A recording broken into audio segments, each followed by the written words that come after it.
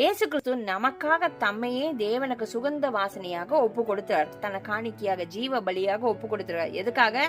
நம்மளுக்காக, நம்மளை மீட்டெடுக்கும் பொறுத்து, நம்ம இங்க வாழ்ந்திருக்கணும் பொறுத்து, தேவ நாமம் மகிமைப்படும்படியாக, நம்ம நரகத்துக்கு போகாதபடிக்கு இங்க இயேசுக்குள்ளாக இயேசுக்கென்று வாழ்க்கை வாழ்ந்து நம்ம நித்திய ஜீவனை அடையும்படியாக தம்மை தாமே எப்படி என்ன பண்ண சுகந்த வாசனையாக தேவனுக்கு காணிக்கையாகவும் பலியாகவும் நம்மளுக்காக அவர் தன்னை ஒப்பு கொடுத்தார். அது போல அது எதனால ஒப்பு கொடுத்தார்?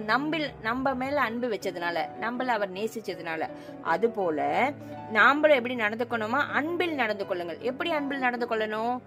தேவனுக்குன்னு நம்மள சுத்தி இருக்கிற ஜனங்களை நரகத்துக்கு போயிடாதபடிக்கு, பாவத்தின் அடிமைத்தனத்துல வாழ்ந்துடாதபடிக்கு, அவங்களும் இயேசு கிறிஸ்துவோட அன்பை பெற்றுக்கொண்டு ரட்சிப்பை பெற்றுக்கொள்ளும்படி நம்ம இதுக்கு முந்தின வசனம் தேவனை பின்பற்றவர்களாக, தேவன் எப்படி நடந்து கொண்டாரோ அப்படி நம்ம நடந்து கொள்ள சில விஷயங்கள், பாடுகள், உபதிரவம்